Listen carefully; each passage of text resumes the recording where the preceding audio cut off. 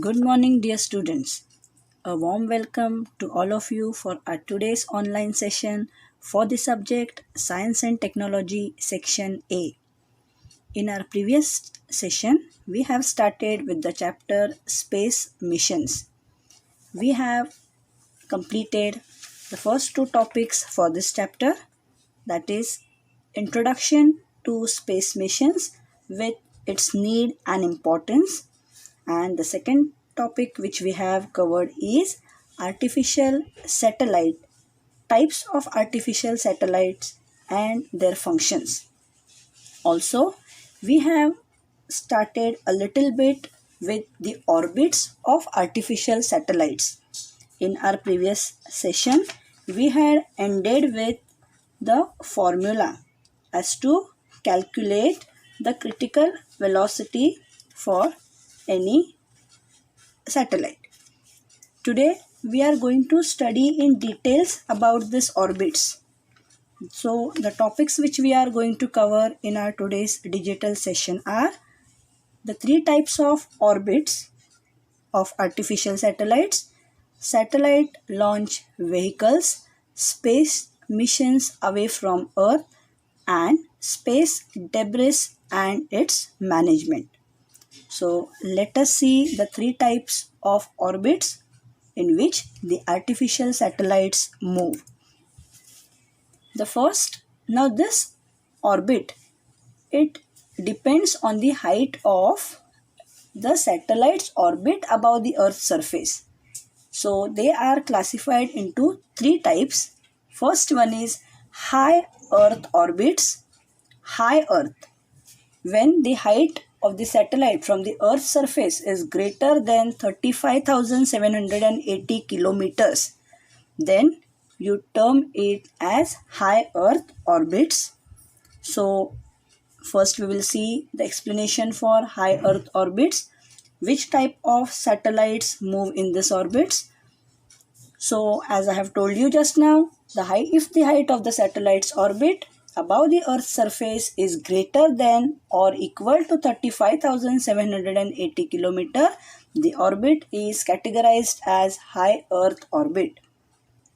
A satellite which is revolving in an orbit at a height of about 35,780 km above the Earth's surface, it will take around 24 hours, means approximately one full day, to complete one revolution. And you also know that the Earth also takes almost 24 hours for one revolution. You have studied this concept in geography. If the satellite is revolving in an orbit parallel to the equator, the time of revolution for the Earth around itself and that for the satellite to revolve around the Earth, it will be the same. Just now we have seen that if the height of the Earth's satellite's orbit above the Earth's surface is greater than or equal to 35,780 km, it is called high Earth orbit. And the satellite which is revolving in high Earth orbit, that is 35,780 km, will take around 24 hours to complete one revolution, which is the time equal as the Earth which takes to revolve around itself.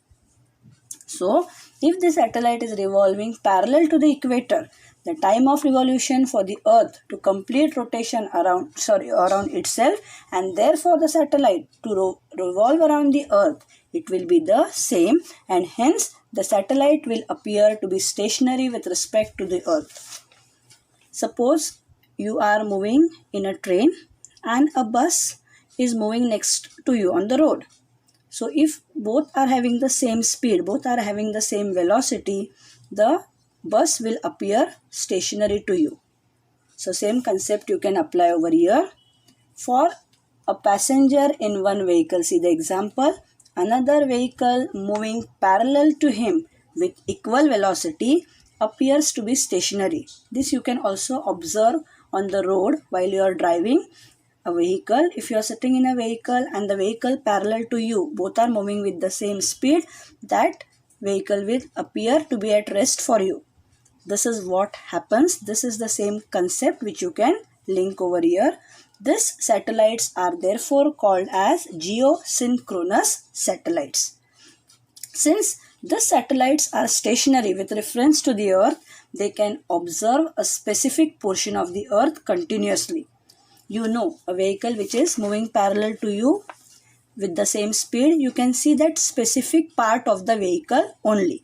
Neither that vehicle is going ahead, neither that vehicle is behind, so you can see that specific portion of the vehicle. Similarly, that satellites are stationary with reference to the Earth, so they can observe a specific portion of the Earth continuously, and hence they can be used. They are used in applications like meteorology and for carrying signals for telephone, television, radio, etc. Next is medium Earth orbit. When the height above the Earth's surface is between 2000 kilometers to 35,780 kilometers, then such an orbit you can term as medium Earth orbit. If the height of the satellite orbit above the Earth's surface is in the range between 2000 to 35,780 kilometers, the orbits are called medium Earth orbits. The geostationary satellites. Geostationary means just now which we have seen, geosynchronous satellites orbit above the equator. These are therefore not useful in the study of polar regions. They are stationary. They can see only one portion of the Earth. So they are not useful in the study of polar regions.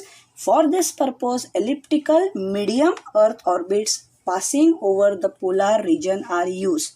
So, if you have to obtain the information about the polar region, you cannot use the geostationary satellites which are at a height greater than or equal to 35,780 kilometers. So, for studying or having information about the polar regions, you have to use or place these satellites in elliptical or medium Earth orbits. These orbits are also called the polar orbits. In these orbits, the satellites complete one revolution in about 2 to 24 hours. Some of the satellites revolve in circular orbits at a height of around 20,200 km above the Earth's surface. Global positioning satellites revolve in medium Earth orbits. So you can see, depending upon the function the satellite has to perform. In the first case, you have seen that the satellites can view only one portion of the Earth, so their application, their use is different. They are used for carrying the signals for telephone, television, meteorology, etc. If you have to get an information, if your aim is that the satellites should obtain the information about the polar region, then you have to place the satellite in medium Earth orbit. Let us study the last orbit, that is low Earth orbits. The range is, the height above the Earth's surface is between 180 kilometers to 2000 kilometers. If the height of the satellite orbit above the Earth's surface is in between 180 kilometers and 2000 kilometers, these orbits are called low Earth orbits. The satellites which are used for any type of scientific experiments and atmospheric studies, like studying about the weather, about the climate, the satellites revolve in low Earth orbits.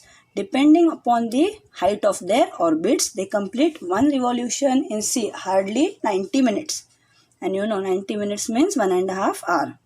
So International Space Station and Hubble Telescope, they revolve in low Earth orbits. So these are the three orbits in which the satellites, they move according to the function which they have to perform. So the first is high Earth orbit. Any type of questions can be asked on this part of the chapter, this topic. High Earth orbit, the range, the height from the Earth's surface is greater than or equal to 35,780 kilometers. Medium Earth orbit, height above the Earth's surface between 2000 to 35,780 kilometers, and low Earth orbits, the range is between 180 kilometers to 2000 kilometers. Here we complete our first topic, that is orbits of artificial satellites. Let us move to the next very important and interesting topic, Now we have studied that the satellites are placed in different orbits, or satellites are revolving around the earth in different orbits. But who takes these satellites and place them actually in the orbits? That work is done by satellite launch vehicles. So let us study about satellite launch vehicles. So what is the main use? Word itself tells you satellite launch means the main purpose is launching, placing of the satellites in their respective orbits according to the requirement. So satellite launch vehicles are used to place the satellites in their specific orbits. The functioning of the satellite launch vehicle is based on Newton's third law of motion. In ninth standard, you have studied the Newton's all three laws of motion. That time we had seen motion of the rocket. It is based on Newton's third law. So similarly, functioning of the satellite launch vehicle is based on Newton's third law. What is included in Newton's third law? Action and reaction. The launch vehicle uses specific type of fuel. The gas produced due to combustion of fuel expands due to its high temperature and is expelled forcefully through the nozzles at rear side of the launch vehicle. So what happens as a result of this? As a reaction of this, a thrust means force, acts on the vehicle which drives the vehicle high into the space. The structure of the launch vehicle is decided by the weight of the satellite and the type of satellite orbit. Now, any launch vehicle you cannot use for launching any type of satellite. So, the structure of your launch vehicle, it is decided by two factors. The first factor is what is the weight of your artificial satellite, and second is which type of orbit your satellite has to be placed. Here, the fuel, it forms a major portion of the total weight of the launch vehicle. You know, gas cylinders, when they are brought inside your house. So, a cylinder which is full, if you try to lift it, it will become difficult for you as compared to a cylinder which is empty when you give to the person while returning back. So, similarly, here also, the fuel forms a major portion of the total weight of your launch vehicle. To overcome this problem, launch vehicles with more than one stage are used. What happens? Due to this, the weight of the vehicle can be reduced step by step after its launching. Let us see how. For example, one example we are going to see over here. Let us consider a launch vehicle having two stages. You can see here, first stage, second stage, third stage, all these stages are shown over here. So, we are going to study a launch vehicle having two stages. For launching the vehicle, the fuel and the engine in the first stage are used. So, for launching the satellite launching vehicle, the fuel and engine in the first stage are used. This imparts a specific velocity to the vehicle and takes it to a certain height. Once the fuel in the first stage is exhausted, the empty fuel tank and the engine are detached from the main body of the vehicle and fall either into an ocean or an unpopulated land. To understand this concept, somewhat a small example I will give you. If you are climbing a hill, you are climbing stairs or something, and you have a huge bag on your shoulders which contains some food materials, filled water bottles in it. As you start climbing, at a certain height you reach, you stop over there, you have some food, you drink some water, you make use of some things, and you throw away the things. What happens as you climb ahead and ahead? If you go on throwing the things, if you go on eating, drinking the water, your weight goes on decreasing, your weight it goes on reducing. So same concept here. Once the fuel in the first stage is exhausted, the empty fuel tank and the engine are detached from the main body, and where they fall either into an ocean. The provision is made in such a way that they will not fall on a land which is populated, where people are there. As the fuel in the first stage is exhausted, the fuel in the second stage is ignited. So here the process does not stop. Once the fuel in the first stage is used up fully, the fuel in the second stage is ignited. However, the vehicle now contains only one, that is the second stage. Why? Because here you can see we have taken up an example of a launch vehicle having two stages. So in the first stage, The fuel was used, the fuel tank and the engine are detached.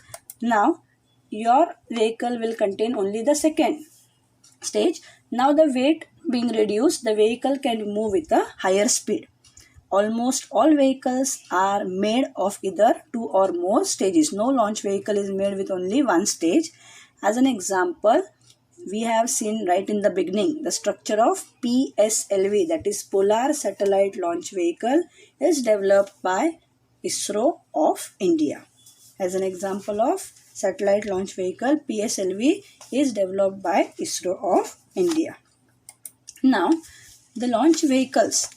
Just now we have studied about satellite launch vehicles. They prove to be very costly. Why? Because they can be used only once. As after you being used once, you cannot reuse these vehicles for launching other satellites. Hence, USA has therefore developed Space Shuttle. You have heard about Space Shuttle, which returns to the Earth except for the fuel tank and can be reused in multiple launches.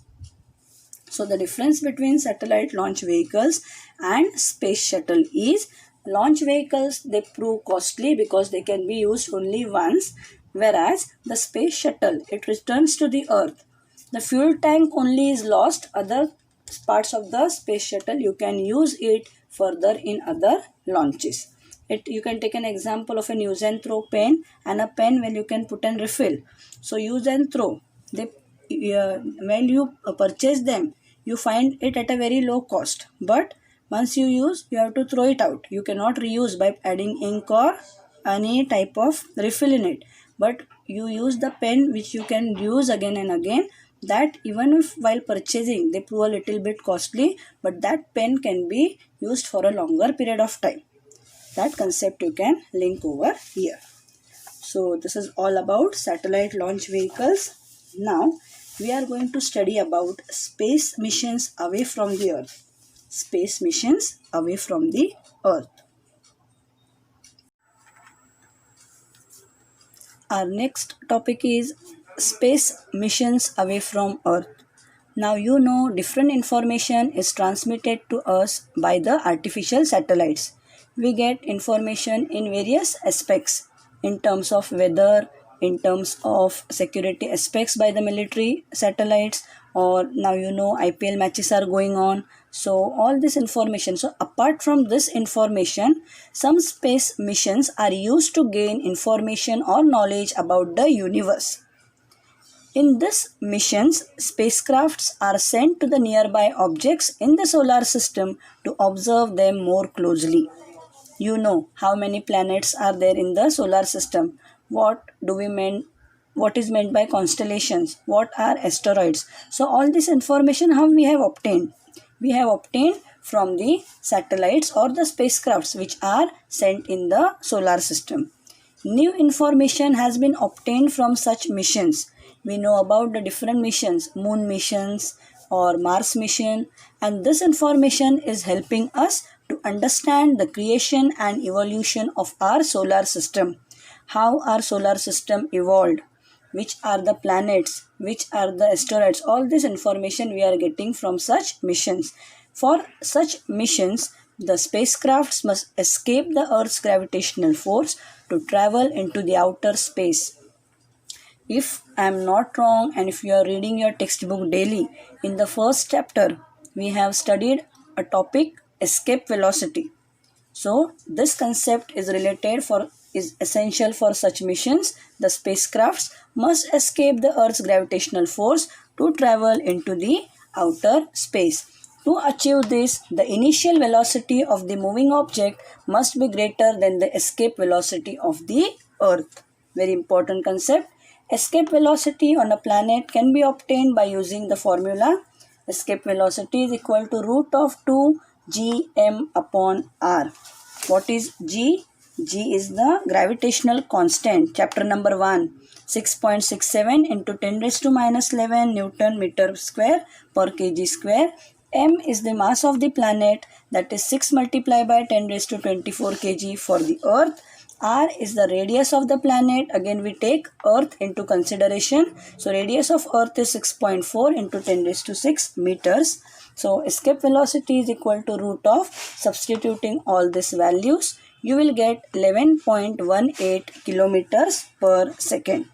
Thus, if a spacecraft is to escape the Earth's gravitational force to travel to the outer space, it must have minimum velocity of 11.2 kilometers per second. 18 approximately they have taken as 11.2 kilometers per second. So this value you should remember while solving the numerical examples. So let us start with our first space mission, that is the moon mission. You know that the moon is the closest astronomical object to us, that is planet Earth. The first space missions to objects in the solar system were the missions to the moon. The one which is more closer, the information we get first. Similarly, taking moon into consideration as it is the closest astronomical object, the first space mission to the object in the solar system were the missions to the moon. Such missions have so far been executed by different nations, by USA, Soviet Union, European countries, China, Japan and India. The spacecrafts in the Luna series sent by Soviet Union reached near the moon. Thus, Luna 2, launched in the year 1959, was the first such craft. After that, till 1975, 15 spacecrafts made chemical analysis of the moon and also measured its gravity, density and radiations. And hence we know that the weight of any object on the moon's surface is 1/6 of that of the Earth. So all this information is obtained by the spacecrafts which made the chemical analysis of various points. Last 4 crafts even landed on the moon and brought the samples of the stones on the moon for the analysis in the laboratories. See where human being has reached. See the technology, the advancement in technology. So all this has to be taken into consideration. See the moon, which is a satellite of the Earth. There your spacecraft has reached. Not only reached but has brought the samples of various things on the moon for analysis. And all these missions in the beginning were unmanned. Unmanned means people were not involved. Astronauts were not involved in the missions. America also executed moon missions from the year 1962 to 1972. But the speciality of these missions was that some of these were manned missions. Manned means here directly astronauts were there in the spacecrafts, and in the year July 1969, Neil Armstrong became the first human to step on the moon. In 2008, Indian Space Research Organization, that is ISRO, successfully launched Chandrayaan-1 and placed it in an orbit around the moon. It sent useful information to the Earth for about a year. The most important discovery made during the mission was the presence of water on the moon surface. India was the first country to discover this. So, India was also not much behind. It was the first country to discover this. So, which discovery? That water is present on the moon surface. So see, not only USA or Soviet Union or Japan or China, it was India who was the first country who launched Chandrayaan-1. Not only launched, but it found out that there was water on the moon surface. After that, the next mission which we are going to see is Mars mission. Next to the moon, the astronomical object nearest to the Earth is Mars. Many nations sent spacecrafts to the Mars. Mars mission is very difficult. Why difficult? Search through the Google net and you will come to know about how high temperature is present on the surface of the Mars. So this mission is very difficult, and that's why almost half of the missions were unsuccessful in bringing the necessary information. However, ISRO's performance. So we should be very proud because ISRO's performance in this mission is remarkable and we must really be proud of its mission. The spacecraft Mangalyaan, made by ISRO using minimum expenses, was launched in November 2013 and was placed into orbit around the Mars in the year 2014 September. So it was again India who sent the spacecraft, a successful one, and not only it was placed into the orbit, but this Mangalyaan obtained very important or useful information about the surface of the Mars and the atmosphere around it.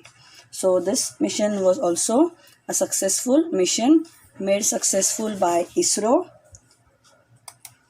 So let us see how India has made a progress in the science and technology related to space. So India has made remarkable, tremendous progress in science and technology for launch of vehicles. Various types of launch vehicles have been developed to put satellites having weight up to 2500 kg into all the types of orbits. See, it is not very easy to prepare such launch vehicles or prepare such heavy satellites. Tremendous amount of work has to be done in this field. Tremendous amount of practice, tremendous amount of discovery has to be done. All the missions which were unsuccessful before, why they were unsuccessful, all the things, related things have to be studied. A lot of studies required and then only you can move ahead. So ISRO really, they have India. When it comes to India, ISRO really have made a great progress in this field. PSLV and GSLV are the two important launchers. You have studied about it earlier. INSAT and GSAT satellite series is actively working in the field of telecommunication, television, broadcasting and meteorological services. Availability of television, telephone and internet services all over the nation has been possible due to these satellites only. When it comes to education, EduSat satellite in this series is usually or used especially in the field of education. IRS satellite series is working for monitoring and management of natural resources and disaster management. See here, you have to remember each and every type of satellite, where it is effective, what type of work is done. They can ask any questions based on this part. What is the work of EduSat or what is the work of IRS? To exactly locate position of any place on the Earth's surface in terms of its precise latitude and longitude, the IRNSS satellite series has been established. So here you can see after EduSat, IRS, IRNSS, all these satellites have worked effectively in different fields to get different information. Our last topic for the chapter is space debris and its management. What do you mean by that word debris? Debris means waste. As waste is generated on the Earth's surface, similarly it is also generated in space. Let us see how. In addition to the artificial satellite, some other objects are also revolving around the Earth. It means it is not only the artificial satellite, but there are also some objects which revolve around the Earth. They include non-functional satellites, parts of the launcher detached during launching. We have seen in different stages, different parts of the launch vehicles are detached, and debris generated due to collision of satellite with other satellite or any other objects in the space. You know, there are different objects in the space. They collide with the satellites, or sometimes one satellite collides with the other satellite, due to which a large amount of waste is generated in the space, that is known as debris. According to one estimation made in the year 2016, there are about 2 crore, not a very small number, pieces of length more than 1 centimeter revolving around the Earth, which is nothing but the wastes in the space. Now this debris, when you speak about the word debris, any type of waste you know is very harmful. In the 9th standard under section B in solid waste management you have studied. So Even though it is space debris, it can be harmful to the artificial satellites. It can collide with the satellites or spacecrafts and damage them. Further, the satellites which will be launched, this debris can collide with them and they can create obstacles in their smooth functioning, smooth movement. This debris is increasing day by day, and soon it will be very difficult for us to launch new spacecrafts. It is therefore very essential to manage the debris. Some studies and experiments are being done with this in view. Hope that soon we will have a solution. Any nation will derive a solution for this problem, and future satellites and spacecrafts will not be in danger anymore. We will be able to send our spacecrafts or the satellites further without this what you can say debris causing any harm or any obstacles in their way. Here we have ended with chapter number 10, that is space missions. All the related topics we have seen. I have explained all the topics to you. Now it's your time. You have to just read each and every topic.